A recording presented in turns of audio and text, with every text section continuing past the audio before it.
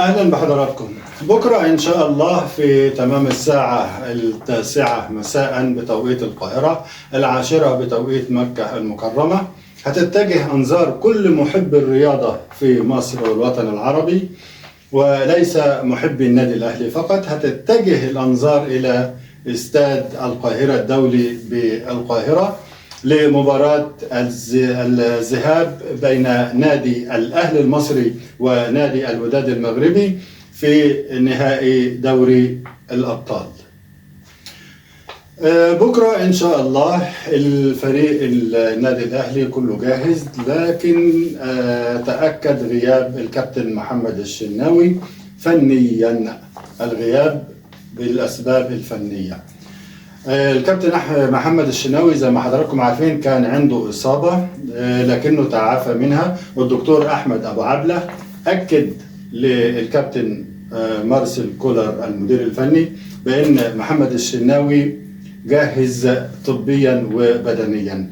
لكن مارسيل كولر من الناحية الفنية فضل ان هو يستبعد الكابتن محمد الشناوي بره القائمة حتى ما يكونش بالاحتياطي، انه شايف ان هو مش جاهز فنيا بعد غيابه عن الملاعب لمدة 3 أسابيع متتالية، وقال ان هو يجهز ان شاء الله ويفضل انه يستعين به في مباراة الإياب في المغرب الشقيق. طيب مين هيحرس مرمى النادي الأهلي؟ يا ترى هيكون مصطفى شوبير ولا هيكون علي لطفي؟ الحقيقة مش مهم مين هيحرس، أو مش فارق مين هيحرس شباك النادي الأهلي في المباراة. علي لطفي لاعب كبير وسبق وخاض 41 مباراة مع النادي الأهلي، منهم 25 مباراة كلين شيت، وسبق وهو تصدى تصديات يعني خطيرة، وانه تصدى لضربات جزاء، وبيملك من ادوات حارس المرمى يعني الكثير والكثير. الكابتن مصطفى شوبير شفناه في اخر مباراتين، لعب هو اخر مباراتين وتصدى تصديات رائعة، وكان من ضمن أسباب فوز النادي الأهلي في مباراته الأخيرة أمام سيراميكا كليوباترا.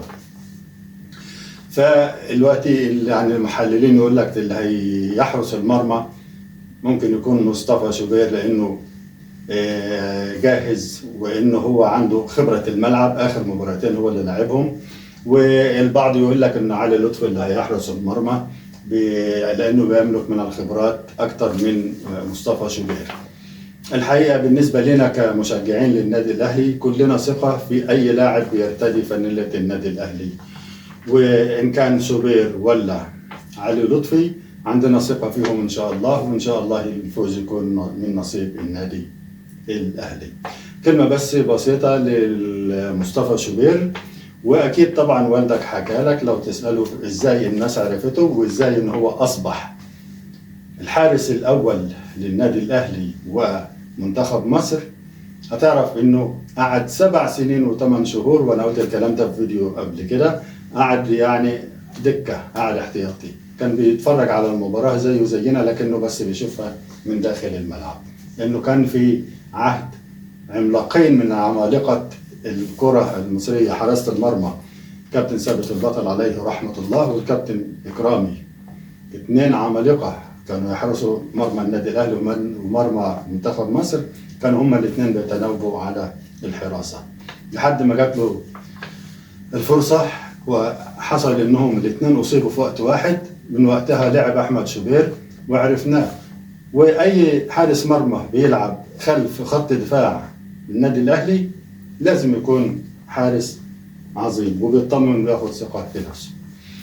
كل خطوط النادي الأهلي إن شاء الله كل اللاعبين بخير، والقرار في الأول وفي الأخير هيكون للكابتن أو المدير الفني مارسيل كولر، هيبدأ بمين، هيعمل مين في التشكيل، والأهلي بمن حضر.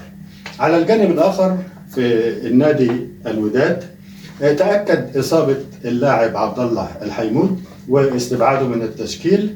اللاعب عبد الله الحيمود أصيب بوعكة صحية بالأمس، تم نقله على إسراع للمستشفى، تبين أنه هو بيعاني من الزايدة الدودية، وبالفعل تم إجراء جراحة استوصلت له الزايدة الدودية، مما يعني 100% عدم مشاركته في المباراتين، مباراة الذهاب ومباراة الإياب.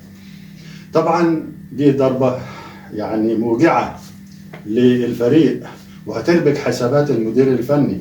اللاعب عبد الله الحيمود هو مفتاح اللعب، هو مفتاح اللعب لنادي الوداد، هو لاعب خط الوسط، وهو من أهم اللاعبين واللي بيركن عليهم المدير الفني.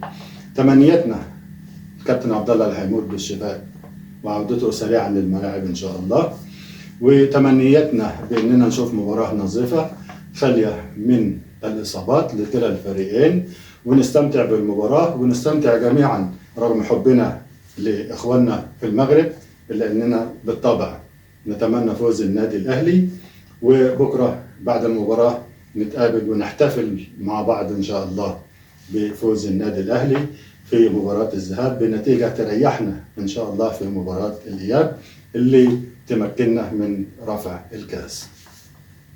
بكرة إن شاء الله الجماهير هتحضر في المباراة 50,000 مشجع مصراوي وليس أهلاوي. بالطبع هم كلهم من مشجعي النادي الأهلي، لكن بنشجع النادي الأهلي لأنه هو النادي الوحيد اللي بيمثل مصر حاليا في البطولة الإفريقية. بس مطلوب منك كمشجع أهلاوي تكون عارف إن فيه 80 دولة بتنقل المباراة، وإن أنت متشاف، ملايين الناس بيشوفوك. أنت وأنت قاعد على الكرسي في المدرجات أنت سفير لبلدك وللرياضة في بلدك. الالتزام ثم الالتزام ثم الالتزام بالتعليمات، وعدم ارتكاب أي مخالفات، وعدم اصطحاب أي ممنوعات معك. وأي حد لم يتمكن من الحصول على تذكرة لا داعي للذهاب إلى محيط استاد القاهرة. خلاص شوف المباراة إما في بيتك وإما على الكافيه مع أصحابك، ونستمتع كلنا بالمباراة إن شاء الله، ونلتقي بإذن الله تعالى بعد المباراة نحتفل جميعا مع بعض بفوز النادي الأهلي. أشوفكم بكرة بعد المباراة إن شاء الله. قبل ما أمشي طبعا المباراة حصرية لقناة اون تايم سبورت، وهتذاع في مصر عبر القنوات الأرضية، وتمنياتنا بمباراة نظيفة، وأشوفكم على خير.